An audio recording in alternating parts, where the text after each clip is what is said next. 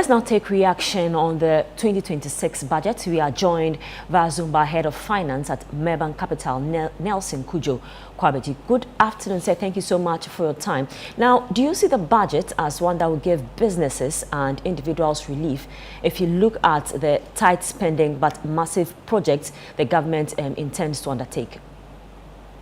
Yeah, thank you very much. Good afternoon and thanks for having me. Yes, I would say that as an industry player, I can just confidently say that the budget as it was presented yesterday actually inspires hope. The budget inspires investor confidence and the budget is policy credible.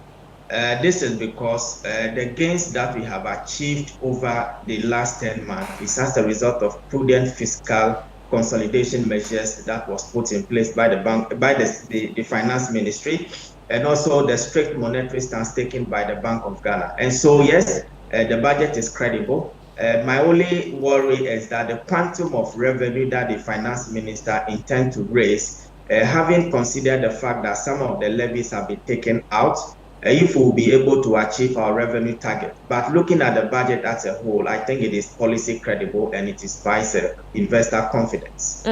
Now, talking about fiscal discipline and how it's going to play out, do you see tough times for this government if external shocks trigger? Well, yes, I've always been saying that once you are building your external reserve purely on commodity exports, technically there are inherent risks. Today we are enjoying windfall from gold exports. Cocoa prices are not doing pretty well, considering the fact that beginning of the year cocoa was around 11,000 per ton, but currently at 8,000. Even the crude is also not doing well, having decreased from $74 per barrel to about $64 per barrel. So the risk factors are there.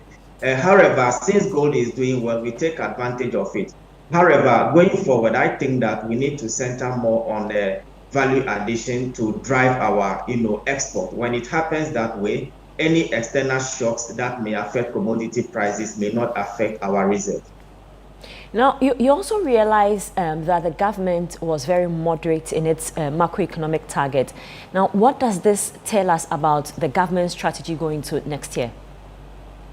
Well, generally, I think the finance minister mentioned it on your platform this morning that he is conservative. I mean, if you look at the target he set for 2026, overall GDP of 4.8, non-oil growth of 4.9, inflation of about 8%, and then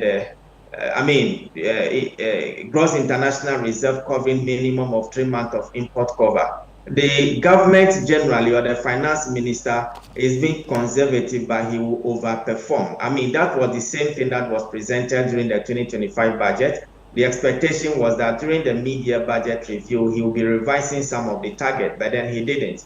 And today he has overperformed, which is to his credit. So I think going forward, he doesn't actually want to set ambitious target. That is basically it. He wants to be a bit moderate and conservative, but at the end of the day, we have hope that he will perform and deliver. Thank you so much for your time. That was the Head of Finance at Meban Capital, Nelson Kujo Kwabeji. Let's bring you more reaction. This time we are taking you to the Savannah region, Damongo to be precise, where residents there have welcomed the government's decision to include the long-awaited Damongo water project and plans for a new university in the national budget. They told ChannelOne News they are relieved after the finance minister announced the funds will be allocated to bring these projects to Damongo and the Savannah region. I'm so happy to hear about the water project coming on, because Damongo here we are suffering from water problem, especially mostly when workers are coming here and there's no water, they always run away.